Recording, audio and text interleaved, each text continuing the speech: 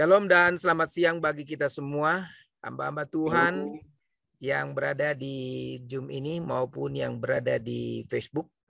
Kami sangat senang oleh karena kehadiran saudara boleh menjadi bagian daripada komunitas kita pada siang hari ini. Siang hari ini kita akan bersama-sama dalam kebaktian belajar sekolah Sabat dan doa bersama.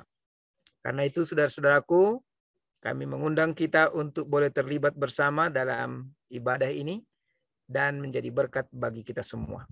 Untuk itu, mari kita mulai acara kita ini dengan mendengarkan lagu pujian yang akan diputarkan oleh operator kita. Dan nanti doa buka kami mohon kesediaan daripada Opung Ritonga. Kami persilakan operator untuk menayangkan lagu pujian.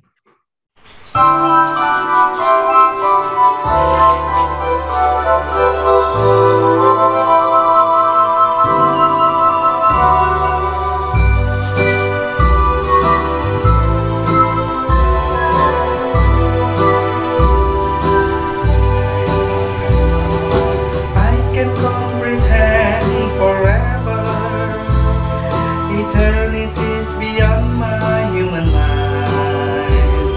They tell me heaven is forever, and forever is a long, long time.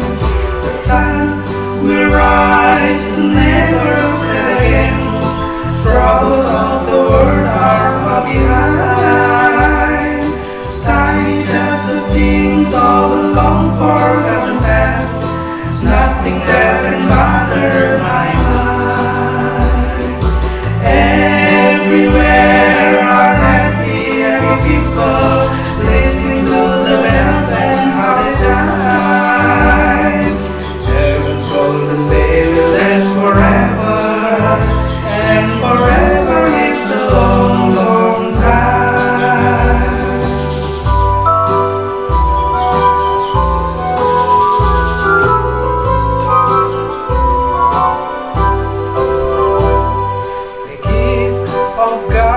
Love eternal, seek this give and you will find peace and joy forever, and forever is a long, long time.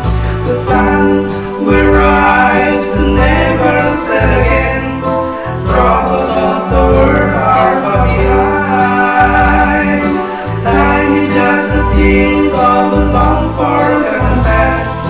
Nothing there can bother my mind. Everywhere are happy, happy people, listening to the bells and how they chime. Heaven told them they will last forever, and forever is a long, long time. Heaven told them they will last forever, and forever is a long, long time.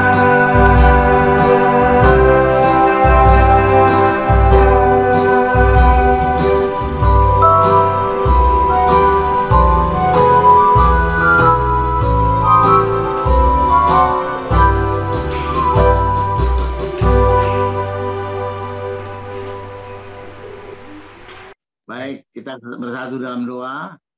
Ya Tuhan, ya Allah kami, Allah yang kami sembah siang dan malam, Allah yang tempat kami bergantung, tanpa Engkau Tuhan kami tidak berarti apa-apa. Tuhan, saat ini kami umat-umat Tuhan di wilayah 11, mungkin juga tamu-tamu kami di luar wilayah bersama kami, kiranya Roh Kudus Tuhan menuntun kami, agar kami mengerti akan pelajaran yang kami pelajari.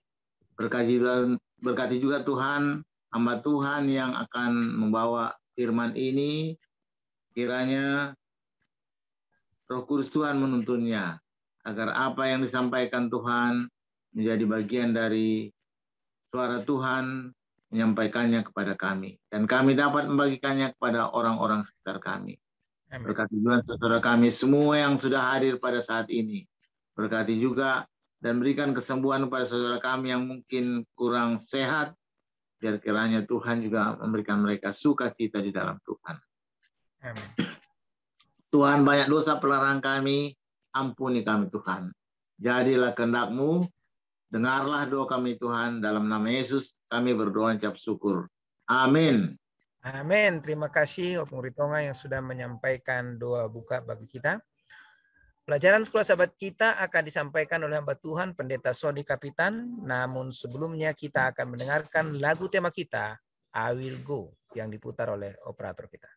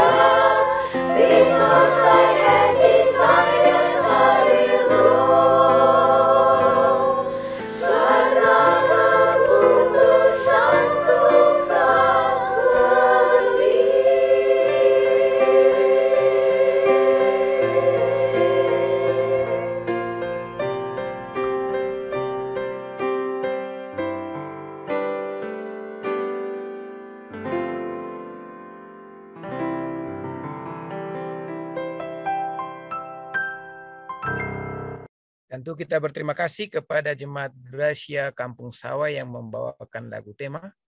Sekarang waktunya kita berikan kepada Pendeta Sony Kapitan untuk memimpin diskusi kita selama 25 menit ke depan. Kami persilahkan. Salam sahabatku yang terkasih dalam Tuhan, dimanapun berada. Amin, puji Tuhan. Terima kasih respons dari sahabat yang terkasih yang ada di Zoom ini, bahkan yang ada di Facebook. Terima kasih hamba Tuhan, Amang Pendeta Jeringo, yang telah memimpin, memandu kita dalam diskusi pelajaran Sekolah Sahabat, yang tentunya sumbernya daripada firman Tuhan atau Alkitab. Baik, pada saat ini kita melanjutkan pelajaran Sekolah Sahabat kita, di mana hari Selasa tanggal 14 September dengan judul Misi Selesai. Ya. Ini adalah bahagian daripada istilah yang sering disampaikan adalah subtema, ya. Jadi mana tema besar ataupun judul sepanjang minggu ini adalah Nabi yang gelisah.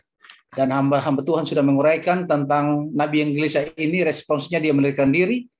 Bahkan ada efek, dampak ketika melarikan diri dari misi yang harus dijalankan, yaitu dia harus istirahat ya 3 hari di perut ikan besar, ya telah disampaikan oleh hamba Tuhan. Dan pada saat ini kita melihat kembali pelajaran Sekolah Sahabat kita dengan subtema Misi Selesai. Di dalam Alkitab, khususnya di dalam buku Yunus pasal 3, ya, kita dapatkan tentang pekabaran firman Tuhan datang untuk kedua kalinya. Ya. Kalau di pasal yang pertama, untuk pertama kalinya, ya, dari buku Yunus pasal 1.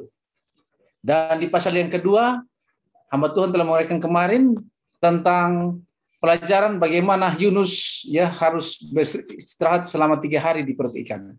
Dan hari ini adalah di pasal 3 secara khusus membahas tentang misi yang di mana Yunus difirmankan oleh Tuhan untuk melaksanakan misi itu.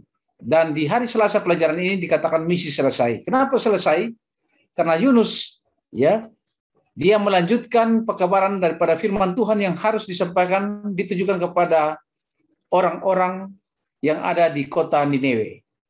Kita tahu bahwa pelajaran sekolah sahabat kita, dan tentunya sumbernya daripada Alkitab, dari buku Yunus, ada tertulis bahwa kota Niniwe ini adalah kota yang besar, ya, yang penduduknya berjumlah 120.000 orang, ya. Sebuah angka yang sangat besar untuk ukuran pada saat itu. Dan Niniwe ini adalah merupakan kota di mana penduduknya juga adalah orang-orang dari bangsa Asyur, ya, ataupun pasukan Asyur, ya, yang paling terkenal pada zamannya. Dan beberapa komentar tentang pasukan Asyur pada saat itu, mereka merupakan pasukan yang sangat brilian ataupun sangat cerdik dalam berperang, bahkan terkenal juga sangat kejam. Ya, kenapa? Mereka bukan saja mengalahkan satu tempat, satu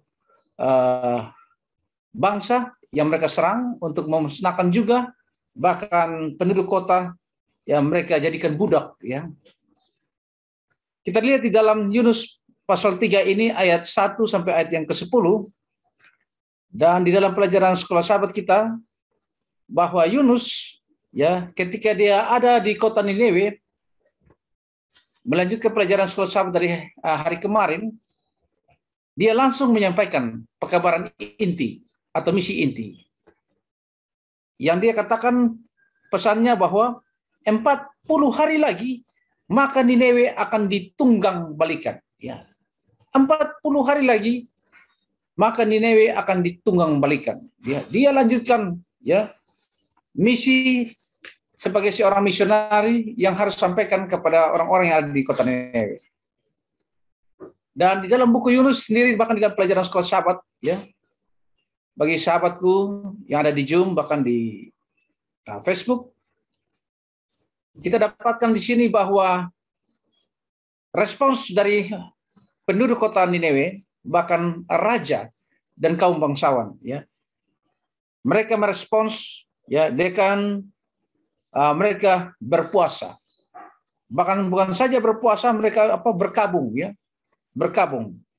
Dan di dalam pelajaran sekolah sahabat ini, setiap orang, ya, bahkan termasuk apa dikatakan hewan, ya, yang ada di kota Niniwe, mereka berpuasa dan berkabung, ya. Pakai kain kabung lagi, ya. Di dalam buku Yunus sendiri ada tertulis. Dan ini membuktikan bahwa kesungguh-sungguhan merespons pekabaran dari seorang misionari bernama Yunus atau Nabi Yunus. Dia menyampaikan respons pertobatan daripada raja, ya, bangsawan dan penduduk atau rakyat atau bangsa Asyur yang ada di kota Niniwe, ya. Pada saat itu adalah kota yang sangat disegani, ya. Mereka bertobat, ya. Mereka bertobat. Ini tidak lain ya daripada sinergi, ya. Sinergi artinya kerjasama, ya, kemauan, ya, daripada seorang nabi, dalam arti mau kiri saudaraku dan saya sebagai seorang manusia, ya, yang mau dipergunakan oleh Tuhan, ya, melalui kuasa Roh Kudus, ya. Dan dampaknya sangat luar biasa, ya. Karena pertobatan dari penduduk kota Niniwe, maka gantinya pekabaran daripada Yunus, misi yang disampaikan adalah 40 hari kota Niniwe akan ditunggang balikan, maka sebaliknya, maka kota Niniwe tidak ditunggang balikan, ya. Kalau kita melihat di dalam Alkitab dari buku Yunus pasal yang ketiga, saudaraku yang terkasih dalam Tuhan, saya baca saja di ayat yang terakhir dari pasal 3 ayat 10. Ketika Allah melihat perbuatan mereka itu, yakni bagaimana mereka berbalik dari tingkah lakunya yang jahat, maka menyesallah Allah karena malapetaka yang telah dirancangkannya terhadap mereka, dan ia pun tidak jadi melakukannya. Ya, di dalam perikop dari buku Yunus pasal 3 sampai ayat ke-10 ini, ya, ada tertulis bahwa Tuhan menyesal, ya, rancangan awal untuk membinasakan kota Nineve. Gantinya di ayat 10 yang kita dengarkan tadi, bahwa mereka tidak jadi untuk dimusnahkan atau dibinasakan. Inilah hal yang sangat menarik dari pelajaran sekolah sahabat kita, ya, bagaimana seorang manusia, seorang nabi bernama Yunus, ya, kalau dia melaksanakan dengan penurutan, bahkan tidak ada keraguan dan percaya yang sungguh, ya, yang total kepada Tuhan yang disembahnya, maka Tuhan sanggup, ya, menopang, ya, mendukung, bahkan menguatkan dan menyertai Yunus, ya, di dalam misi yang dijalankan, misi selesai, pertobatan terjadi untuk seluruh penduduk kota Nineve. Demikian pelajaran sekolah sahabat kita secara garis besar pada hari ini, Selasa 14 September, tentang subtema misi selesai. Saya serahkan kembali kepada pemimpin, hamba Tuhan, Amang Pendeta Jeringo, untuk memandu kepada sahabat yang lain. Baik, terima kasih Pendeta Sony Kapitan yang sudah menguraikan dan menjelaskan pelajaran kita pada siang hari ini. Dan kita akan masuk ke dalam pembahasan diskusi pelajaran sekolah sahabat ini. Dan tentu saudara-saudara sudah mendengarkan dan sudah juga menyimak dengan baik pelajaran sekolah sahabat ini disampaikan. Bagaimana Yunus dalam pelajaran yang kita pelajari sekarang, dia telah masuk dalam misi. Dan ketika misi dijalankan, dia mendapati dirinya berhasil, ya. Nah, saudara-saudaraku, tentu ada pertanyaan-pertanyaan. Mari silakan kita terlibat dalam diskusi ini. Kami mengundang semua untuk boleh bersama-sama memberikan pertanyaan maupun keterangan tambahan. Kami berikan kesempatan. Ada yang mau mengangkat tangan atau melambaikan tangan? Saya bisa lihat semua dari sini. Silakan. Atau mungkin keterangan tambahan dari Pak Manurung, ada juga Pak Ganda Silalahi di sini, ada juga Pak Tambunan dari Pondok Berkat. Ya, kami senang memberikan kesempatan ini kepada para anak-anak Tuhan, Pak Opung Ritonga, Bapak Sihombing, ya, Pendeta Sirus, dan yang lain. Silakan. Di ruang chat, Pendeta, di ruang chat. Oh, di ruang chat. Ya, dari Pak Ganda Silalahi ada satu pertanyaan, Pendeta Kapitan. Apa hal yang membuat raja, rakyat, bahkan binatang turut bertobat? Apakah karena pendeta jago berkhotbah atau benar-benar pendeta memberi contoh pertobatan dan melakukan firman di dirinya? Nah, ini luar biasa ini, ya. Padahal si Yunus tidak pernah berada di sana, bagaimana dia bisa menunjukkan contoh pertobatan. Tapi demikian pun kita serahkan kepada Pendeta Kapitan. Silakan, Pendeta. Terima kasih hamba Tuhan, Amang Pendeta Jeringo. Terima kasih juga Bapak Ganda Silalahi, pertanyaan yang memang sangat penting hubungan dengan pelajaran sekolah sahabat kita ini. Apa hal yang membuat raja, rakyat, bahkan bukan saja manusia yang ada di tapi di kota Nineve, tapi binatang atau hewan turut bertobat, ya? Apa karena pendeta tanda kutip atau nabi ini jago berkhotbah atau benar-benar memberi contoh pertobatan dan melakukan firman di dirinya? Ini sebuah pertanyaan yang menarik. Baik, kita lihat di sini bahwa Yunus sendiri, kenapa misi selesai dari subtema ini? Karena misi yang Tuhan perintahkan kepada Yunus sebagai juru kabar Allah, ya. Jadi nabi itu artinya perwakilan Allah kepada manusia, ya. Kalau kita tahu kalau imam, ya, di dalam Perjanjian Lama adalah perakhiran daripada umat atau manusia kepada Allah, ya, melalui metode korban bakaran. Nah, kembali lagi, Tuhan memiliki maksud, ya, pekabaran untuk perlu disampaikan kepada Nineve dan penduduknya, khususnya yang terkenal orang-orang jahat, ya. Dan Tuhan mau misi ini disampaikan oleh seorang Yunus, ya. Pertanyaan dari Bapak Ganda Silalahi tadi luar biasa, ya. Apakah karena Yunus sebagai seorang nabi, maaf kata juga bagi kita saat ini sebagai pendeta atau sebagai tutor jemaat atau saudara yang telah mengenal Yesus Kristus lebih awal ini, kita ini semua, ya, istilah adalah total member involvement, ya, TMI. Kita semua adalah saksi-saksi Kristus. Ya, kalau kita diminta oleh Tuhan untuk menyampaikan misi tentang kabar keselamatan Yesus, ya, kepada siapapun orang lain, ya, dan orang itu mendengar, ya, bertobat, ya, apakah itu karena keberhasilan kita? Ya, bisa jadi pertanyaan yang sama. Kembali lagi di dalam pelajaran firman dari buku Yunus sendiri dan juga dalam pelajaran sekolah sahabat kita, ya, bahwa Yunus, ya, dia mampu menyampaikan misi ini. Dia hanya kasih tahu, katanya di underline di dalam buku Yunus ataupun sekolah sahabat kita hanya katakan gini, 40 hari lagi, ya, 40 hari lagi kota Nineve akan ditunggang balikan. Langsung intinya disampaikan, ya. Kalau kita boleh jadi kalau ber-KKR atau menyampaikan suatu materi pekabaran firman, boleh jadi ada metode, ada cara, berbeda style orang menyampaikan, ya. Tapi Yunus langsung pada intinya, ya.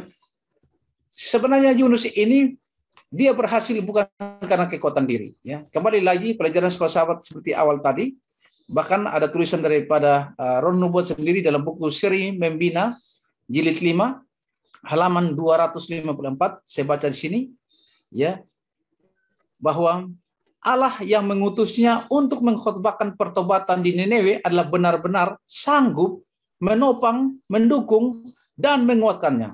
Allah tidak pernah memberi kita, ini ada lagi kutipan kepada kita, ya, bagi saya Soni Kapitan, bagi Bapak Ganda Silalahi dan teman-teman yang lain, memberikan kita sebuah tugas tanpa memberikan kita kesanggupan untuk menyelesaikan tugas itu. Oh, luar biasa kalimat ini, ya. Saya ulangi lagi, Allah tidak pernah memberikan kita sebuah tugas tanpa memberikan kita kesanggupan untuk menyelesaikan tugas itu. Bila kehendak manusia bekerja sama dengan kehendak Allah, itu menjadi kuasa yang besar. Apapun yang akan dilakukan atas perintah daripada Tuhan Allah dapat dicapai dalam kekuatannya atau kekuatan Tuhan. Segala perintahnya adalah mungkin untuk dilaksanakan. Seri Membina jilid 5 halaman 254, ya. Luar biasa, ya. Jadi sinergi tadi, ya. Karena kita masing-masing selain talenta, kesanggupan natural yang kita miliki di bawah sejak lahir, ya. Kalau talenta adalah kesanggupan natural, ya, alamiah, yang dibawa sejak kita dilahirkan oleh mama kita, ibu yang melahirkan kita, ya, mama kita. Sedangkan karunia rohani pun adalah kesanggupan supernatural, ya, dari setiap orang yang dimiliki ketika dilahirkan dalam hidup yang baru atau melalui baptisan, ya. Saudaraku bisa buka dalam Kisah pasal 2 ayat 34, ya. Kisah para Rasul pasal 2 ayat 34, setiap orang yang dibaptis diberikan karunia rohani. Jadi artinya baik talenta, kesanggupan natural yang kita bawa, baik karunia rohani yang kita miliki ketika kita dibaptis, kalau itu digunakan bersama dengan sang pemberi perintah, yaitu siapa tadi? Kutipan tadi adalah Tuhan Allah. Tidak pernah kita ditinggalkan, ya. Selalu akan ditopang, ya, dilindungi, didukung, bahkan tadi adalah akan apa? Berhasil. Karena inilah misi daripada Tuhan sendiri. Jadi terima kasih Bapak Ganda Silalahi. Kekuatan keberhasilan dalam menyampaikan pekabaran bukan karena kekuatan Yunus. Sama seperti kita pun masing-masing dalam aspek kehidupan kita atau apa penerapan hidup kita. Semuanya karena kuasa tuntunan Tuhan melalui Roh Kudus. Ya, boleh jadi ada tambahan yang lain, saudaraku. Terima kasih. Baik, terima kasih Pastor.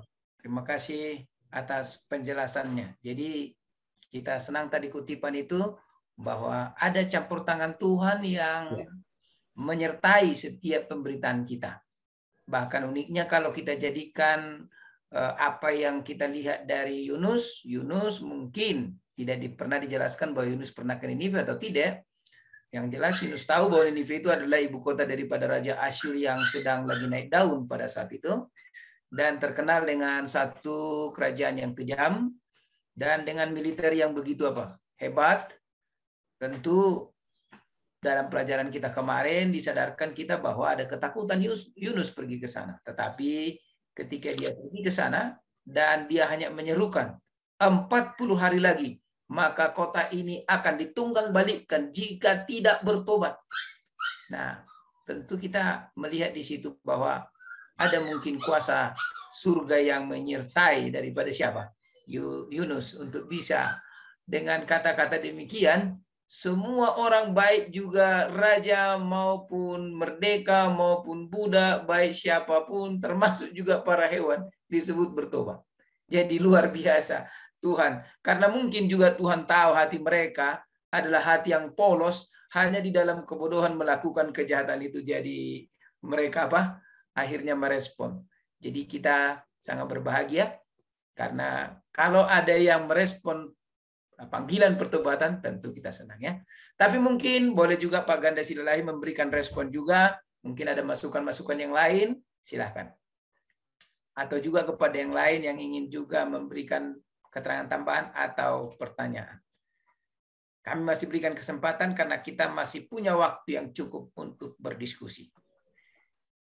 Dan sementara yang saya hubungi lewat chat untuk berdoa siang hari ini, mudah-mudahan mereka sudah membaca chatting saya. Terima kasih. Baik. Ya, ada yang mau? Ya, silakan Pendeta Sirus, silakan langsung saja. Pak Pendeta. Baik, terima kasih Pendeta Ringo. Terima kasih sama Pendeta Sony Kapitan sudah memberikan penjelasan dengan baik. Mungkin ini sedikit pertanyaan menyangkut pelajaran sekolah sahabat kita di hari Selasa. Di bagian akhir buku pelajaran sekolah sahabat kita menerangkan bahwa anehnya Yunus yang telah mengalami kasih karunia Allah untuk dirinya sendiri secara pribadi tampaknya berpikir bahwa kasih karunia Tuhan adalah sesuatu yang begitu eksklusif sehingga hanya beberapa saja yang boleh memiliki kesempatan untuk beristirahat di dalamnya. Bagian akhir itu kita bisa lihat kenapa harus dia berpikir sekali lagi ya, kenapa harus Yunus ini tidak yakin begitu. Kalau menurut saya mungkin ya tidak yakin dengan kuasa Tuhan terhadap dirinya dan juga apa yang akan Tuhan lakukan terhadap bangsa Niniwe. Mungkin itu saja pertanyaannya. Terima kasih. Ya, silakan langsung Pastor. Pendeta Kapitan. Terima kasih hamba Tuhan sama Pendeta Willy Sirus, pertanyaan yang sangat bagus ya, karena ada di dalam alinea yang terakhir dari pelajaran sekolah sahabat kita ya. Dikatakan di situ tulis anehnya Yunus ya. Anehnya Yunus yang telah mengalami kasih karunia Allah untuk dirinya sendiri secara pribadi ya. Tampaknya berpikir bahwa kasih karunia Tuhan adalah sesuatu yang begitu eksklusif sehingga hanya beberapa boleh memiliki kesempatan untuk beristirahat di dalamnya. Jadi terima kasih. Memang tema di dalam pelajaran sekolah sahabat kita, tema besarnya adalah istirahat dalam Kristus. Kalau kita lihat di dalam pendahuluan dari buku sekolah sahabat kita menguraikan makna dari tema istirahat dalam Kristus adalah kita memang menyerahkan total ya. Ketergantungan hidup kita ini, kemampuan kita ini ada batasnya. Hanya serahkan kepada siapa? Yesus Kristus Juru Selamat yang mampu untuk menolong kita dalam segala aspek kehidupan. Sama seperti Yunus ya. Terima kasih hamba Tuhan sama Pendeta Willy Sirus pertanyaannya. Jadi sebuah keanehan dari Yunus ya. Dia sudah merasakan tentang kasih karunia daripada Tuhan, ya, tentang kabar keselamatan. Bahkan kalau kita sudah lihat pelajaran sekolah sahabat kita ya, baik dari hari Minggu dan hari Senin, hamba Tuhan sudah uraikan dari 2 hari berturut-turut kemarin atau hari kemarin, ya, tentang bagaimana dia lari dari tanggung jawab. Harusnya dia pergi ke kota Niniwe, ya, di dalam pelajaran sekolah sahabat kita ini, ya, dia harusnya pergi ke kota Niniwe, ya. Yang jarak dari tempat tinggal daripada Yunus ini dari Get-Hefer ya, ada dalam kitab 2 Raja-Raja pasal 14 ayat 25. Get-Hefer ini adalah kota kecil yang jaraknya hanya dekat dengan kota pelabuhan Yope ya. Harusnya ke Niniwe yang jaraknya itu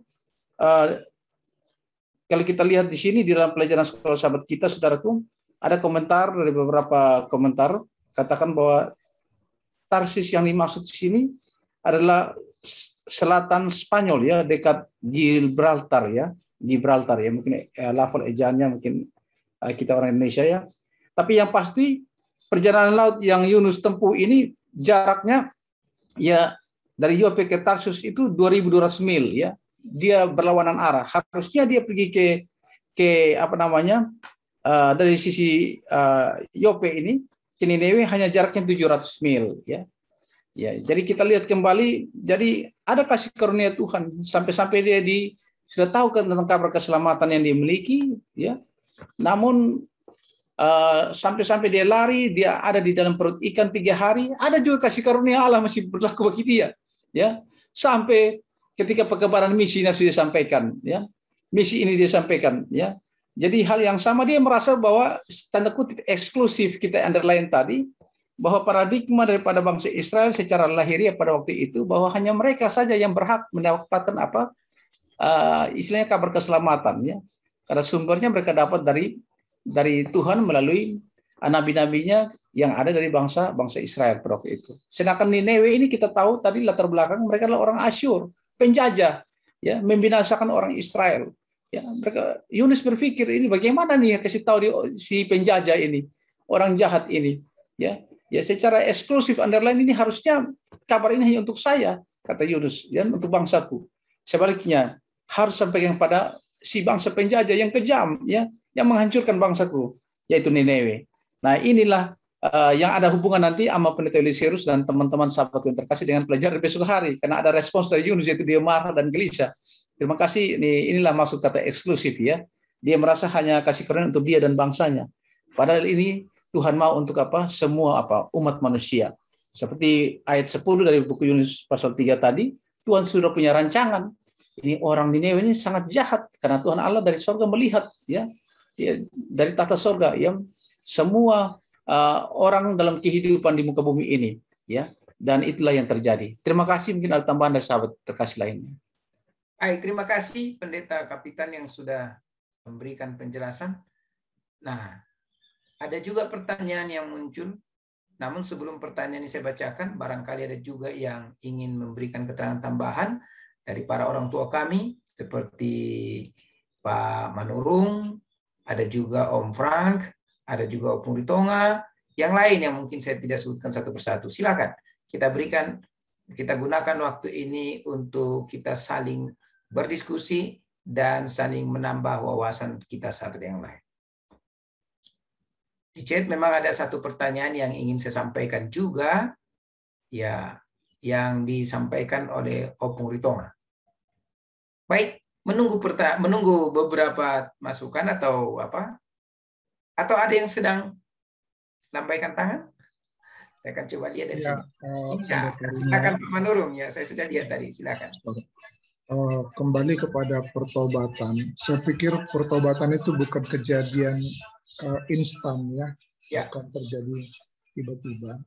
Itu terjadi satu proses di sana kejadiannya. Tapi jangan ditanya lagi bagaimana orang yang di sebelah kanan Yesus gitu loh, ya. Tapi itu pun nanti ada diskusinya. Artinya begini, kalau saja Tuhan mau mempergunakan kita, Dia akan suruh kita pergi kemana gitu. Jadi sama juga kayak saya suka bagi-bagi buku, saya suka selalu di mobil atau saya selalu ada buku. Saya bawa misalnya berapa jumlah buku. Saya akan bilang, Tuhan saya ada buku, tolong ketemukan saya dengan orang yang mau menerima buku ini dan buku itu menjadi berkat bagi orang itu. Amin. Saya pikir begitu juga. Jadi ketika Tuhan mau mempergunakan kita, karena Tuhan tidak akan pergi langsung mempertobatkan orang, Pak. Tapi dia pergunakan orang. Tapi dia pilih juga siapa sih orangnya gitu. Dalam kasus ini dia pakai Yunus. Artinya, kalau Tuhan tidak mau pakai Yunus, bahasa premannya Pak, ya, jalan lu, gue udah suruh baik-baik, lu lari lagi dari depan gue, kan kira-kira begitu. Begitu, ya. Tapi enggak, Tuhan mau memang Yunus yang dipakainya. Nah, jadi kadang-kadang begitu juga, Tuhan mau pakai kita. Nah, ketika kita pergi ke sana, itu Tuhan sudah siapkan jalannya dan sudah disiapkan orang yang kita capai di sana, Pak. Sama dengan Elia, ya. Dia pergi di sana, ketemu sama janda. Kalau kita pikir, wah, janda di Sarfat, janda pula, janda miskin. Kasihan banget Elia waktu itu. Apa yang terjadi? Terjadi suatu mujizat di sana, kan gitu, Pak. Jadi kalau memang Tuhan mau pakai kita, ya kayak tadi pertanyaan Pak Ganda, jangan-jangan binatang, apapun bisa bertobat, karena Tuhan mau mempertobatkan seluruh isi kota itu melalui siapa? Melalui kita. Dia nggak pakai pendeta Ringo, nggak pakai pendeta Kapiten, nggak pakai saya. Dia mungkin pakai nanti Pak Ganda, tempat di mana disuruh kemana pergi. Masalahnya pertanyaan sekarang, apakah kita peka atas bisikan Tuhan? Nah, kita katakan Tuhan adalah gembalaku. Benarkah kita mengerti bahasa Tuhan? Benarkah kita mengerti bahwa ini adalah bisikan Tuhan? Tuhan menyuruh saya ini. Tapi ketika Tuhan suruh saya, sebentar Tuhan, aku belum pernah pakai rumah baruku, apartemen yang di sana masih ini, kan begitu. Itu contohnya, ini hari pertama saya kerja Tuhan, ya saya baru pindah kerja, ini hari pertama saya kerja, atau apalah banyak alasan kita. Padahal bisikan Tuhan itu serius kepada kita, tapi kita kadang-kadang tidak mau mengutamakan. Kenapa? Kita mungkin ya tidak menghakimi siapapun. Kita belum kenal suara Tuhan sebenarnya gitu loh. Kita pikir ini bisikin siapa sih ini? Masa iya sih? Aku baru hari pertama kerja kok aku justru disuruh ke sana gitu. Padahal yang aku kan minta kan Tuhan berikan saya tempat pekerjaan baru. Kan Tuhan kasih saya ini. Itu kan dari Tuhan juga. Kok saya dikontraskan dengan ini? Kira-kira begitu. Jadi kalau Tuhan mau kita melakukan itu, Dia akan tuntun kita melewati jalan-jalan itu kepada tujuan yang Tuhan mau kita lakukan untuk Dia. Mungkin itu tambahannya. Terima kasih, Pak. Terima kasih, Pak Manurung. Terima kasih. Baik, kita akan masuk lagi kepada pertanyaan daripada hamba Tuhan, Opung Ritonga, yang disampaikan di chat begini. Selain campur tangan Tuhan, juga pertobatan Raja turun dari singgasana, meninggalkan jubahnya, bahkan ternaknya. Jadi terlihat pertobatan yang total. Ya, mungkin karena raja ya. Jadi raja sudah turun dari tahtanya, dia menggunakan kain kabung, dan kemudian itu dilihat oleh rakyat. Rakyat mulai mengikut. Saya teringat kepada satu pernyataan hamba Tuhan Nyonya White dalam buku The Desire of Ages, dikatakan, kerohanian satu umat bergantung besar kepada kerohanian pemimpinnya. Jadi ketika pemimpin itu menunjukkan pertobatan yang sungguh-sungguh, jemaat juga akan akan digerakkan dalam pertobatan itu. Sama seperti Raja Josafat ketika dia berada dalam satu kesulitan, dia mencari Tuhan, dan akhirnya pernyataan dia menjadi pernyataan yang luar biasa dalam 2 Tawarik 20:20 apa dikatakan? Percayalah kepada Tuhan, maka kamu akan teguh. Percayalah kepada nabi-nabinya, maka kamu akan berhasil. Baik, dari Pondok Berkat Pak Tambunan. Nah, saya senang sekali kalau sudah Pak Tambunan memberikan kita pertanyaan atau masukan. Silakan Pak Tambunan, kami berikan kesempatan. Terima kasih Pak Pendeta dan para hamba Tuhan. Saya ingin kepada Yunus 3 tadi yang ayat 4, pekabarannya kan singkat aja dibilang. 40 hari lagi maka Nineve akan ditunggang balikan. Ya. Lalu di ayat 5-nya dikasih tahu orang Nineve percaya kepada Allah. Ya. Kalau kita kaitkan dengan sekarang ini, kan pekabaran kita adalah pekabaran 3 malaikat. Benar. Bahwa salah satu adalah bahwa Allah sebagai pencipta langit dan bumi. Kenapa enggak kita persingkat juga bahwa ingatlah dan kuduskan hari Sabat. Kalian pelihara hari Sabat, tapi bukan berarti kalian salah ke gereja pada hari Minggu.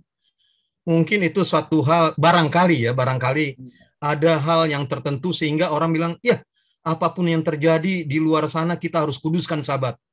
Tapi tidak salah kan Pak Tambunan, Pak Pendeta Sony, Pak Pendeta Ringo, kalau kami ke gereja hari Minggu. Ya. Tapi tetap kuduskan Sabat ya, gitu loh. Barangkali bisa nggak seperti ini? Kita nggak tahu, barangkali di luar sana pun bisa jadi banyak yang bertobat. Barangkali ya, karena kebetulan kepada teman-teman disabilitas kita memang menyandingkan itu untuk kuduskan Sabat itu harus dan wajib. Lalu mereka bertanya apakah salah kalau kami di gereja hari Minggu seperti biasa untuk main musik. Saya katakan tidak ada yang salah, tetap kuduskan Sabat.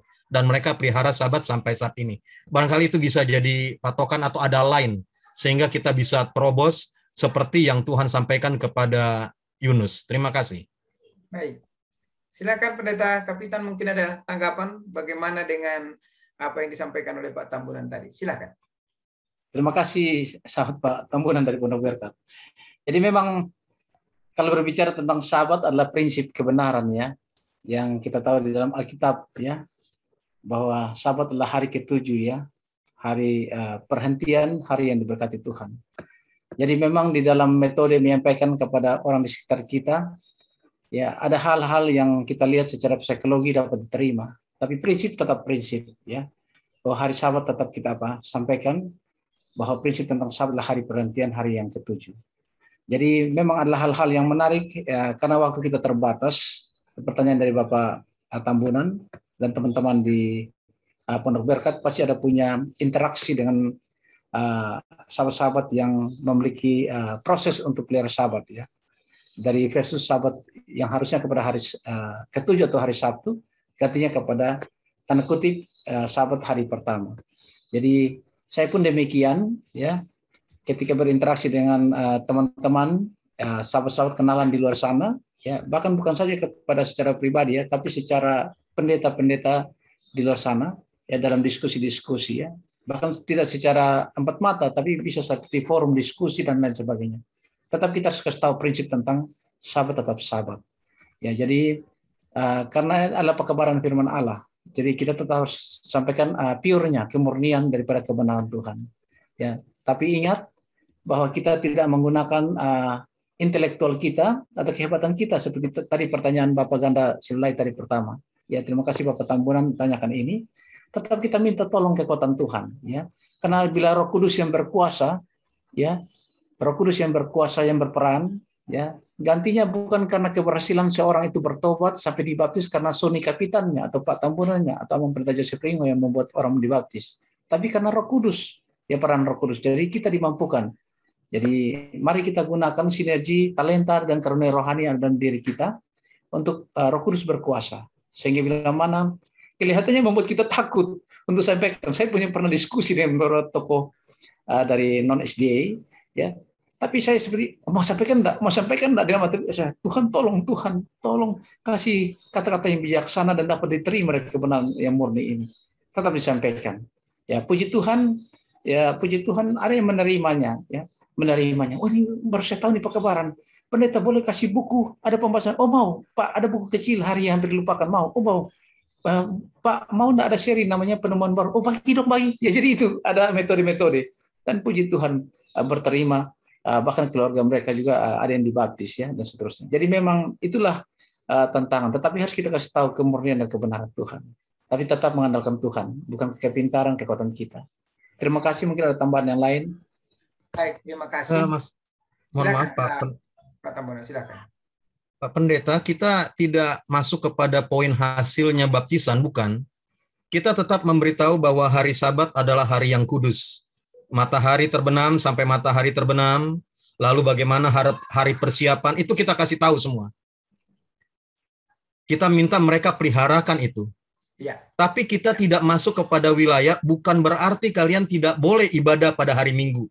Ini yang mau disinkronkan, biarlah mereka tetap kuduskan Sabat, pelihara Sabat, karena pelajaran kita kan tentang Yunus. Ini kan raja dan semuanya sampai binatang bertobat. Bertobat itu kan dari kejahatan. Kebetulan memang nggak ada baptisan di sana kan. Jadi nggak dilihat di sana bagaimana mereka berbalik meninggalkan kejahatan. Jadi bagaimana yang di luar sana berbalik masuk kepada perhentian yang benar hari Sabat itu. Jadi tanpa kita bilang, jangan kalau saudara sudah pelihara Sabat, jangan pelihara lagi, jangan ke gereja lagi hari Minggu. Ini yang takut jadi berbenturan gitu Pak Pendeta. Terima kasih. Baik, terima kasih. Oke. Ada respon Pak Pendeta? Silakan. Baik, saya lihat seperti Bapak Ritonga ingin tulang Ritonga. Ada? Oh ya. Pak Ritonga, silakan. Terima kasih Pendeta. Jadi saya tadi dapat kiriman ini dari teman bahwa di Arab Saudi Arabia itu mereka membuat azan tetapi secara Kristen gitu loh. Jadi biasanya kan Allahu Akbar, ya Al-Falah gitu ya. Jadi mereka dia ganti dengan ya Al-Masihu gitu ya. Jadi kata-katanya kata-kata Kristen gitu. Sehingga dengan demikian banyak katanya yang bertobat daerah situ. Dan bahkan sudah mulai ada gereja, padahal selama ini tidak ada. Jadi bagaimana upaya kita, seperti yang tadi Saudara Tambunan katakan, dengan tidak mengubah Sabat menjadi Minggu, tetapi bagaimana kita katakan kepada saudara kita, saya melihat saudara-saudara taat beragama. Tetapi mungkin yang saudara-saudara lakukan selama ini mungkin ada yang kurang pas dengan Alkitab gitu. Jadi itu mungkin bisa menyadarkan mereka bahwa yang dia lakukan ini mereka itu sudah sadar, sudah taat beragama. Tapi masih yang dia lakukan itu masih ada yang tidak sesuai dengan Alkitab. Itu barangkali bagaimana kita mengolahnya pada saudara kita supaya mereka memahami gitu loh. Karena memang mereka tidak tahu bahwa sebenarnya perubahan Sabat itu menjadi Minggu adalah karena adanya konsili Laodikia. Tetapi kalau saudara kita yang Katolik ditanya, itu mereka tahu bahwa itu karena perubahan konsili Laodikia. Nah, jadi itulah barangkali bagaimana kita mengemas penyampaian itu, tetapi dengan yang tepat gitu, bahwa hari Sabat itu adalah hari yang dikuduskan Tuhan seperti yang tertulis dalam Kejadian 2 ayat 1 sampai 3, lalu Allah berhenti, memberkati dan menguduskannya. Kenapa kita tidak lakukan seperti apa yang disarankan oleh pencipta kita? Terima kasih, Pendeta. Baik, terima kasih, Pak Pungritonga. Saya kira ada dua hal yang kita harus lihat. Ada prinsip, ada namanya cara. Prinsip tidak boleh berubah, tapi cara mungkin bisa bermacam-macam. Bahkan cara itu bisa menuntun orang untuk kemudian datang kepada prinsip. Ya, ada namanya datang dengan berjilbab, tapi prinsipnya mereka tetap mengenal Yesus. Ada caranya dengan latar belakang budaya, tapi mereka tetap mengenal Yesus. Bahkan ada mereka yang memang sudah menjadi pelayan di dalam gereja-gereja tertentu, tapi mereka tetap bisa menguduskan hari Sabat. Semua itu adalah bagian memperkenalkan dan memperkencang ikatan antara dia dengan Tuhan yang memberikan firman itu. Jadi saya kira tidak ada yang masalah. Yang ada adalah kita boleh selalu membedakan mana yang disebut mana yang disebut dengan prinsip, kita tetap sampaikan, dan bagaimana mereka bisa dibawa kepada prinsip, mungkin kita harus menuntun dengan cara-cara tertentu atau memberikan cara. Jadi apa yang disampaikan di Arab itu saya kira jalan. Karena seperti Paulus mengatakan, ketika dia berada di kandang domba, dia bersuara seperti domba, berada di kandang kerbau, dia bersuara seperti kerbau, dan lain sebagainya. Artinya dia mencoba menggunakan background yang ada itu untuk menjangkau. Seperti sekarang AMR, kalau kita mau datang kepada mereka, kalau kita pakai jas, pakai dasi lengkap, mereka seperti kayak kurang pas. Tapi kalau kita pakai peci, ya, kemudian pakai baju koko, ya, mereka langsung rasa nyaman, kan gitu. Jadi itu semua adalah background, ya. Baik, jadi saya kira itu bagian daripada teknik penginjilan. Baik, kita sudah akan mengakhiri acara kita ini. Kita akan berdoa, tapi ada hamba Tuhan Om Frank yang masih mau menyampaikan pertanyaan. Silakan. Ustadz dari timur jauh sekali ini. Ya. Saya baca dari Yeremia 25. Iya. Ayat 5 yang tertera di situ dalam pelajaran kita hari Selasa, ya. Iya. Itu judulnya misi selesai. Misinya selesai. Kalau kita boleh berpikir, misi yang disampaikan kepada kita pada saat ini, pada akhir zaman ini, belum selesai. Iya. Misi itu akan selesai setelah akhir zaman nanti. Yesus datang, misi baru selesai. Iya. Apa yang mau disampaikan pada misi itu kepada kita? Itu kita harus kembali lagi kepada Matius 6 ayat 33, kalau tidak salah. Catatan kerajaan surga. Nah, atau di Matius 28 ayat 19-20. Mau apa Tuhan menyampaikan itu kepada kita? Kalau kita baca bertobat. Satu, pertobatan bukan bagi kita saja. Yunus dikasih tugas bukan hanya untuk orang-orang sekitar Yunus, tetapi orang yang diperintahkan Tuhan. Di mana itu? Di Niniwe. Walaupun dia tidak berani berangkat pertamanya ke Niniwe. Tetapi Tuhan punya ucapan, itu yang harus kita perhatikan. Kalau Tuhan sudah bilang, pergi kamu, James. Pergi kita. Nah, itu tergantung termasuk kepada iman tadi kita. Iman juga. Kalau kita cuma setengah-setengah, cuma hanya pergi ke gereja, hanya mengetahui Sabat dan tidak mengerti maknanya bahwa kita sudah dipanggil, kita sudah dibaptis dengan darah Yesus, dengan air. Kita tidak mengerti. Begitu juga Yunus, walaupun dia sudah dipanggil, tapi kan dia belum mengerti secara sesungguhnya. Makanya bertanya, makanya dia bisa seperti itu sikapnya. Nah, itu juga bisa berlaku kepada kita sekarang. Oleh sebab itu kita kembali kepada what is the words of God. Apa yang mau diartikan kepada kita? Apa yang dimaksudkan kepada kita? Itu tergantung bagaimana kita bisa menerimanya. Dengan lapang dada, pikiran sehat, dan akal budi yang sudah diberikan Tuhan kepada kita. Itu saja mungkin. Terima kasih. Amin. Terima kasih Om Frank. Ya, puji Tuhan. Nah, saya kira mungkin Amang Pendeta ada tambahan dulu sedikit. Silakan. Boleh.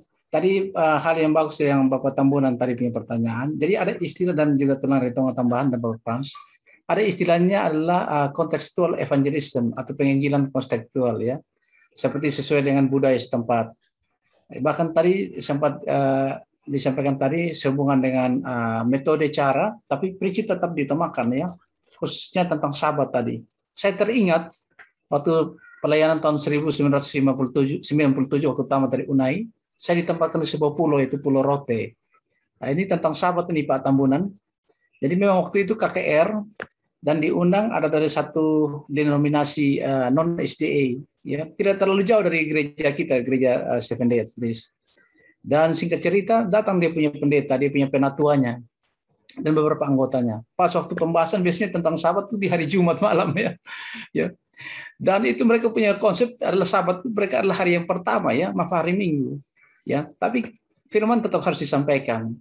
Dan memang setelah mendengar itu ya ada yang terima tapi ada yang respon marah ya, melarang sampai respon baptisan. Tapi dengan doa dan pendekatan kami terus ya, ini karena waktu terbatas tadi saya sudah sampaikan di awal tadi, sampai kemudian si penatua dan si pendeta, mereka disebut pendeta mudanya ya akhirnya dibaptis. Ya, jadi tetap harus memiliki proses pendekatan seperti tulang retonga sampaikan. Tapi tetap ya, dan Amang Pendeta Jeringo, kalau prinsip tetap prinsip Sabat, hanya metode ya, kita harus pendekatan proses perlahan-lahan tetap dengan doa. Ya, mungkin pola mereka masih tetap berbakti di hari Minggu, tidak apa-apa. Kita berbakti berteman terus. Ya, sama seperti KKR di Pulau Rote waktu itu. Ada yang sudah dibaptis duluan, ada yang marah sampai marah. Respon, kenapa kau dibaptis sampai marah-marah? Ya, tapi singkat cerita yang marah itu dia terima kebenaran Tuhan, tapi membutuh proses waktu ya beberapa bulan kemudian. Ya, terima kasih, Tuhan berkati. Baik. Waktu jualah yang akan memisahkan kita dan kita harus melanjutkan acara kita kepada acara berdoa. Namun sebelumnya kita berikan kesempatan kepada hamba Tuhan Pendeta Sony Kapitan untuk menyampaikan closing statement dari pelajaran Sekolah Sabat kita. Saudaraku dalam Tuhan, closing statement dari pelajaran Sekolah Sabat kita tentang misi selesai. Ya. Yang tentunya misi adalah sumbernya daripada atau perintahnya daripada Tuhan Allah sendiri. Dan penyampainya adalah Nabi Yunus dan penerapan hidup adalah saat ini adalah saudaraku dan saya. Sementara kita menantikan kedatangan Tuhan segera datang, misinya adalah pekebaran daripada kebenaran Tuhan, pekebaran 3 malaikat, bahkan pekebaran keselamatan dan kebenaran daripada Yesus Kristus harus disampaikan. Tentu adalah hal yang terindah adalah talenta kita, karunia rohani kita. Mari kita gunakan sebaiknya, tetap kita juga bawa di dalam doa, mengandalkan tuntunan Roh Kudus. Sehingga penyampaian tentang kebenaran ini disampaikan, maka itu akan mendatangkan pengaruh-pengaruh pertobatan. Bukan saja orang lain mendengar untuk bertobat, tapi untuk diri kita juga. Kita mengalami pertobatan setiap saat. Tuhan memberkati di dalam nama Yesus. Amin. Baik, terima kasih Pendeta. Kita akan menyanyi lagu tutup yang diputarkan oleh operator kita.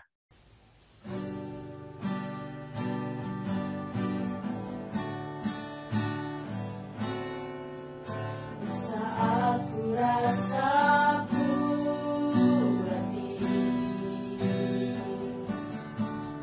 di saat hati ini tak percaya padanya. Ku mengingat janji Tuhan di dalam sabdanya yang kudus.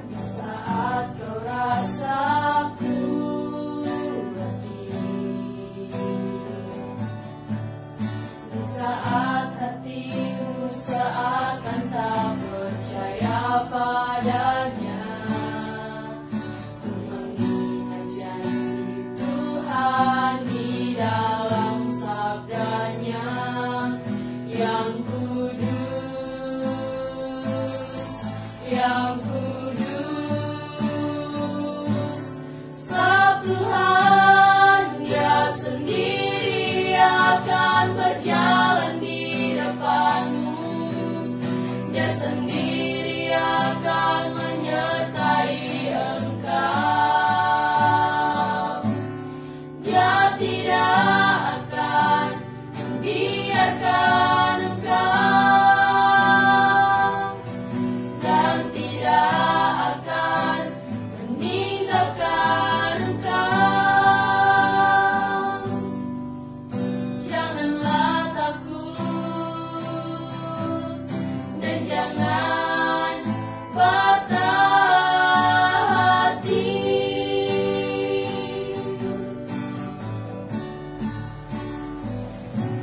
Sebab Tuhan, Dia sendiri akan berjalan di depanmu. Dia sendiri akan menyertai engkau. Dia tidak akan membiarkan engkau dan tidak akan meninggalkan engkau. Janganlah takut dan jangan patah hati. Janganlah takut dan jangan patah hati.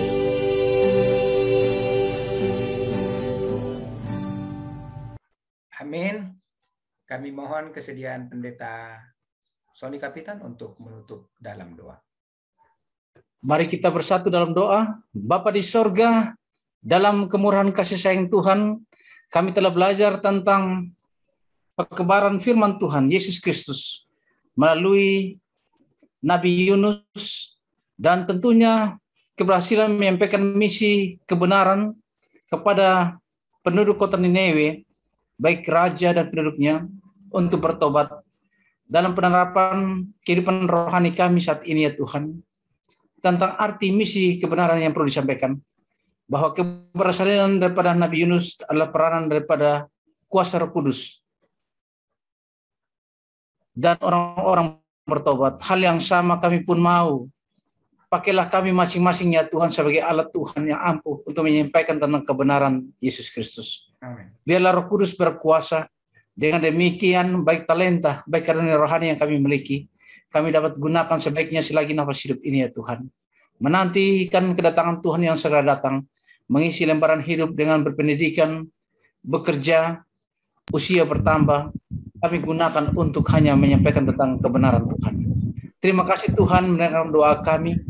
Kami percaya Tuhan memberkati semua kami, saudara yang belajar tentang firman Tuhan di Zoom ini, di Facebook ataupun media lainnya. Di dalam nama Yesus doa dipersembahkan. Amin.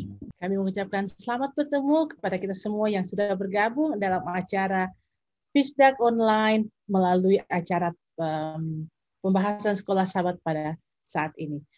Dan pada minggu ini kita mempunyai seorang pembicara spesial, yaitu Pendeta Robert Walean, yang akan memimpin kita selama seminggu ini, mulai dari hari ini sampai hari Kamis malam waktu Amerika, New Jersey. Oke, selamat malam saudara-saudara yang ada di Amerika, dan juga selamat pagi bagi saudara yang ada di Indonesia.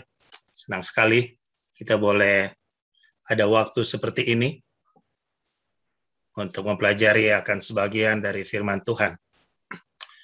Terima kasih banyak jemaat Fisdak yang menghubungi kami untuk turut mengambil bagian dalam pelajaran sekolah Sabat hari ini dan beberapa hari ke depan.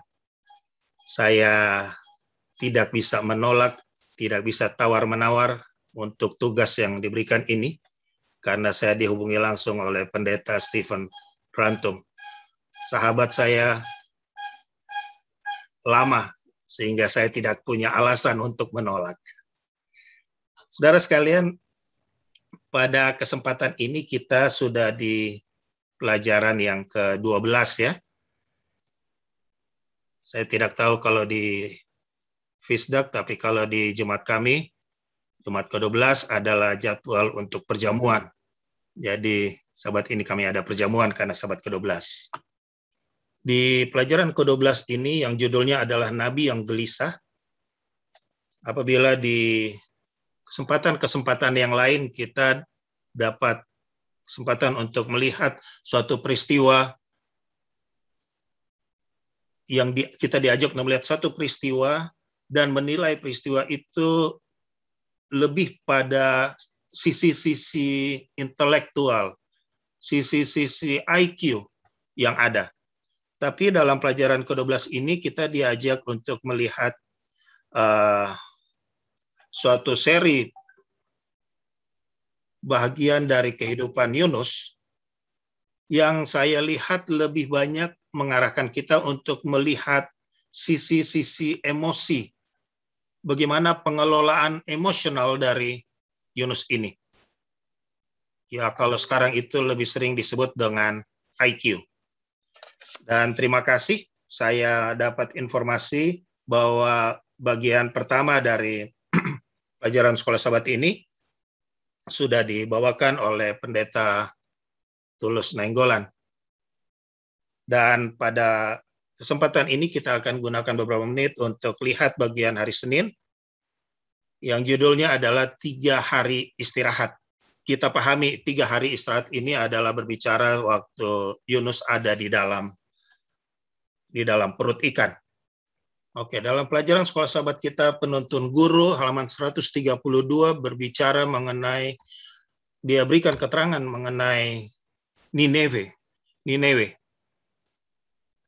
Saya mengenal satu orang, Dr. Joseph Kidder. Sekarang beliau adalah salah satu tenaga pengajar di Andrews. Beliau ini adalah seorang yang datang dari Nineve, tetapi sudah warga negara Amerika. Saya tidak kenal orang lain dari wilayah ini. Jadi cuma beliau ini yang saya kenal dari wilayah Nineve sekarang ini. Sehingga saya dapat kesan Nineve ini suatu wilayah yang kecil. Tetapi pelajaran Sekolah Sabat kita memberikan keterangan bahwa Nineve adalah kota besar. Ini adalah kota yang besar wilayahnya. Bahkan ada keterangan yang mengatakan bahwa kalau diambil diameter dari sisi kiri ke sisi kanan kota ini, itu 30 km. Apalagi kita pahami ini adalah kota di zaman dulu. Jadi memang ini benar-benar adalah kota yang besar. Penduduknya banyak. Tapi yang terkenal dari wilayah ini adalah pasukan Asyur adalah salah satu yang paling keji di Timur Tengah. Nineve ini ada di bawah kekuasaan Asyur, sedangkan tentara Asyur itu dikenal paling keji, kejam. Kekejaman mereka terkenal di seluruh lembah Mediterania. Jadi ini Nineve ini dikuasai oleh satu kekuatan yang kejam yang membuat wilayah ini bukan dikenal karena hal yang lain, tapi dikenal orang karena kekejamannya. Nah, dalam situasi yang seperti ini, Yunus dapat perintah, kamu pergi ke sana. Mendengar perintah yang seperti ini, sebenarnya perintahnya adalah perintah yang biasa, perintah penginjilan. Tapi karena tujuannya adalah pergi ke Nineve, yang sudah terkenal kekejaman dari penguasa yang ada di sana, dan mereka ini adalah orang-orang yang tidak sejalan dengan pekabaran firman Tuhan, sehingga diketahui, diperkirakan bahwa mereka akan memberikan respons yang tidak menyenangkan. Dan jangan lupa, yang akan memberikan respons tidak menyenangkan ini adalah orang-orang yang terkenal kekejamannya. Secara alami, wajar saja, ini membuat Yunus dipenuhi dengan kecemasan. Ya, siapalah yang tidak cemas, tidak takut dengan kondisi seperti ini. Tetapi pelajaran Sekolah Sabat kita ada memberikan kata ini. Dia dipenuhi dengan kecemasan. Saya katakan tadi, kecemasan hal yang biasa jadi kepada setiap manusia. Tetapi Yunus dipenuhi dengan kecemasan. Artinya saya melihat di sini Yunus secara manusia merasakan kecemasan akan potensi bahaya dalam melaksanakan tugas ini. Tetapi Yunus bukan hanya merasakan kecemasan, tetapi dia membiarkan dirinya terus di dalam kecemasan, sehingga kecemasan itu menutupi seluruh alam pemikirannya. Saudara, kecemasan adalah suatu hal yang tidak ada ya di Amerika. Nggak pernah saudara-saudara rasakan cemas ya? Santai saja semuanya mungkin ya. Tentu tidak seperti itu. Samalah seperti kami di tempat ini. Di mana-mana dunia sekarang ini diwarnai dengan kecemasan. Banyak orang merasakan kecemasan. Tetapi membiarkan diri dipenuhi, dikuasai, dikendalikan oleh kecemasan, ini adalah sesuatu yang berbahaya. Di dalam Amsal pasal 13 ayatnya yang ke-30, di sana dituliskan hati yang tenang menyegarkan tubuh. Artinya hati yang tenang memberikan dampak yang positif. Sebaliknya, kalau kita membiarkan kita dikuasai oleh kecemasan, maka hal yang negatiflah yang akan kita dapatkan. Nah, ini yang jadi kepada Yunus. Dia membiarkan dirinya di dalam kecemasan. Sehingga dia dipenuhi dengan kecemasan, dia tidak memiliki ketenangan. Maka dia melarikan diri ke arah yang berlawanan. Perintah yang diberikan kepadanya adalah dia pergi ke Nineve. Nineve itu ada di sebelah timur dari Israel. Tetapi kita ketahui bersama, Yunus bertujuan pergi ke tempat yang lain, yang lokasinya ada di sebelah barat dari Israel. Artinya dia mengambil arah yang berbeda, 180 derajat. Kenapa? Karena dia tidak tenang. Inilah produk dari cara berpikir yang tidak tenang. Kenapa dia tidak tenang? Karena dia membiarkan dirinya terus di dalam kecemasan. Sekali lagi, kita semua bisa merasakan kecemasan. Tetapi untuk dipenuhi dengan kecemasan, atau tidak dipenuhi dengan kecemasan, itu hal yang berbeda. Kemudian, dalam pelajaran sekolah sahabat kita yang hari ini, ada dikatakan di sana di bagian atas, di bagian awal, larinya Yunus, yang harusnya ke Nineve, dia justru mau menuju Tarsis, larinya Yunus bukannya tanpa masalah. Maksudnya, tujuan Yunus adalah menghindari masalah. Kalau saya pergi ke Nineve sesuai perintah, saya akan berhadapan dengan masalah, kekejaman orang di sana. Jadi untuk menghindari masalah, maka dia buat kreativitasnya sendiri. Dia coba membuat pertimbangan. Lebih baik daripada saya ke Nineve, lebih baik saya pergi ke Tarsis. Dengan harapan di sana aman. Tetapi faktanya kita tahu bahwa larinya Yunus ini bukan tanpa masalah. Kita tahu persoalan-persoalan yang besar jadi waktu itu. Kita ketahui persoalan yang jadi dia ada di atas kapal itu sampai membuat akhirnya dia dilemparkan masuk ke dalam air. Mengenai rinci peristiwa ini kita ketahui bersama. Kita sudah sering mempelajarinya sejak lama. Peristiwa ini, persoalan yang muncul ini, bukan karena Tarsis adalah opsi yang tidak baik. Bukan karena Tarsis adalah suatu lokasi yang pertimbangannya tidak menguntungkan. Bukan karena itu. Tetapi masalah ini muncul walaupun Yunus lari dengan maksud menghindari potensi masalah, dia dapat masalah di atas kapal sampai dia mesti dilemparkan ke air, bukan karena opsi kreativitasnya yang tidak baik. Tetapi yang kita dapati di sini adalah karena larinya Yunus ini dari Allah. Kalimat tadi lebih lengkap adalah larinya Yunus dari Allah, bukannya tanpa masalah.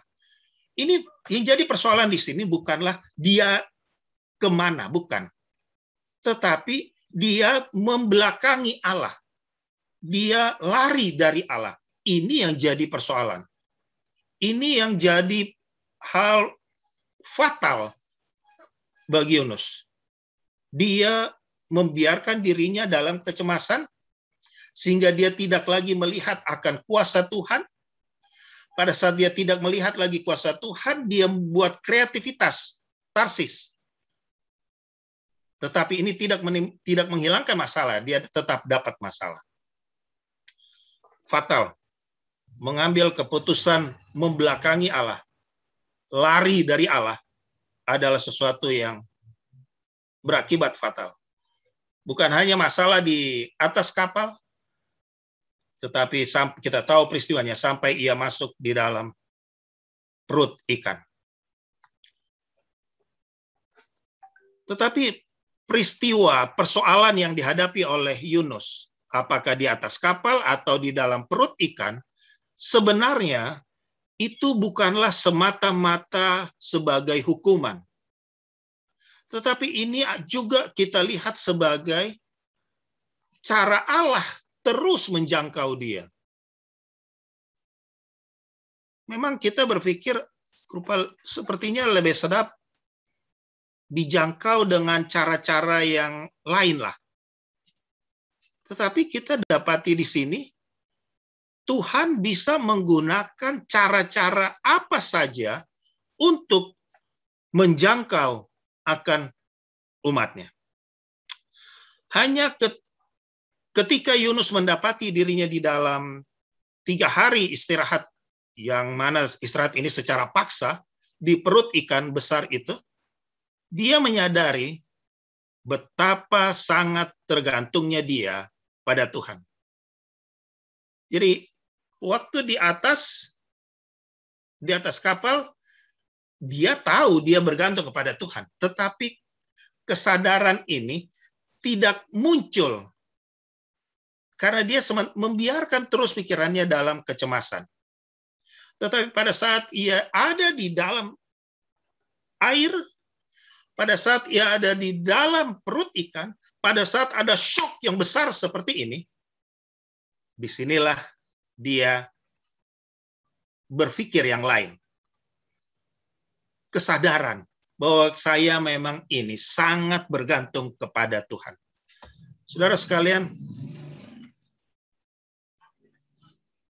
akhir dari drama, akhir dari hal yang dramatis ini di dalam perut ikan, memang Tuhan gunakan untuk hal yang baik. Memang ini bukan berakhir kematian. Ini berakhir kepada dimuntahkannya Yunus ke darat. Sebagaimana dalam Yunus 2 ayat 10 katakan, lalu berfirmanlah Tuhan kepada ikan itu, dan ikan itu pun memuntahkan Yunus ke darat. Kita melihat di sini bahwa bukan hanya Tuhan menggunakan hal yang terlihat sebagai hukuman, tetapi Tuhan juga mengatur sedemikian rupa bahwa ini membawa kebaikan kepada Yunus. Dia diselamatkan. Secara fisik dia itu diselamatkan. Tiba di darat. Tapi ada hal yang menarik di sini. Peristiwa dia diselamatkan, di mana Tuhan menggunakan ikan besar ini, di mana dia harus ada pengalaman 3 hari dalam perut ikan ini. Kapan itu jadi? Kapan itu terlaksana? Itu jadi pada waktu Yunus 2 ayat 1 katakan, berdoalah Yunus kepada Tuhan Allahnya dari dalam perut ikan itu.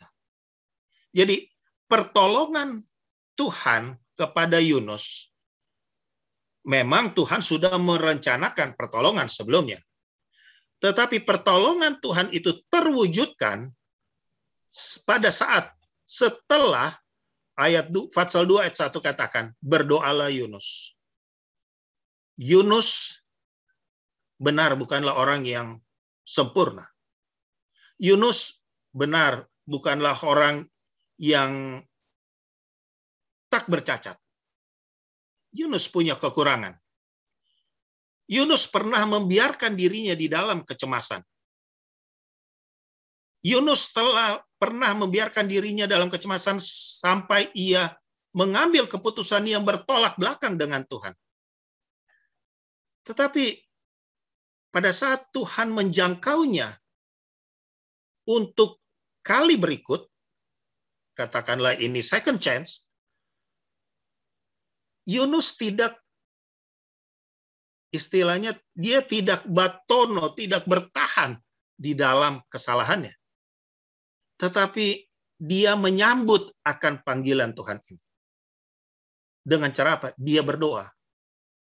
Apakah dia masih aman di atas Israel dulu? Masih di wilayah Israel dulu? Atau dia ada di dalam perut ikan seperti ini? Itu tidak menghalangi dia untuk berdoa. Nah, pengalaman berdoa dari Yunus ini juga menarik untuk kita perhatikan. Saya ingin bacakan doanya. Dalam kesusahanku, aku berseru kepada Tuhan. Dan ia menjawab aku dari tengah-tengah orang mati. Dari tengah-tengah dunia orang mati. Aku berteriak dan kau dengarkan suaraku. Telah kau lemparkan aku ke tempat yang dalam, ke pusat lautan. Lalu aku terrangkum oleh arus air. Segala gelora dan gelombangmu melingkupi aku. Sampai di sini kita sudah melihat bagaimana dia mengungkapkan akan ketidakberdayaannya. Ketidakmampuannya. Kemudian, dan aku berkata, telah terusir aku di hadapan matamu. Mungkinkah aku memandang langit bait-Mu yang kudus? Segala air telah mengepung aku, mengancam nyawaku. Samudra raya merangkum aku. Lumut lautan membelit kepalaku di dasar gunung-gunung. Ini mulai menggambarkan akan kondisi fisiknya yang tidak berdaya di dalam perut ikan ini. Kemudian dia lanjutkan doanya. Aku tenggelam di dasar bumi. Pintunya terpalang di belakangku untuk selama-lamanya. Ketika itulah engkau naikkan nyawaku dari dalam liang kubur. Ya Tuhan Allahku. Padahal Tuhan sudah tolong waktu itu. Belum. Tuhan belum berikan pertolongan. Dia belum merasakan pertolongan Tuhan untuk keluar dari perut ikan. Tetapi dia sudah katakan, ketika itulah engkau naikkan nyawaku dari dalam liang kubur, ya Tuhan Allah. Kapan? Pada waktu saya ada di dalam persoalan yang begitu dalam, saya merasakan pertolongan Tuhan. Diangkat dari liang kubur. Ketika jiwaku letih lesu di dalam aku, teringatlah aku kepada Tuhan, dan sampailah doaku kepadamu ke dalam bait-Mu yang kudus. Mereka yang berpegang teguh pada berhala kesia-siaan, merekalah yang meninggalkan Dia, yang mengasihi mereka dengan setia. Tetapi aku dengan ucapan syukur akan ku persembahkan korban kepadamu. Apa yang kunasarkan akan kubayar. Keselamatan adalah dari Tuhan. Tadi kita melihat akan bagian awal dari Yunus 2 ayat 2 ayat 2-9 ini menunjukkan bahwa Yunus bukan seorang yang sempurna, tapi pada saat ia dapat persoalan yang mana itu merupakan cara jangkauan, wujud jangkauan Tuhan kepadanya kembali, ia tidak mengabaikan, tidak menyia-nyiakan kesempatan yang kedua ini.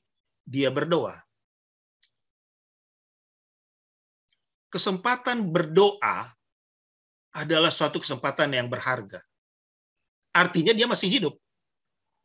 Jadi Yunus bisa berdoa di situ, artinya ini adalah kesempatan yang berharga. Kenapa? Itu menunjukkan dia masih hidup. Saudara, ini juga jadi pelajaran buat kita.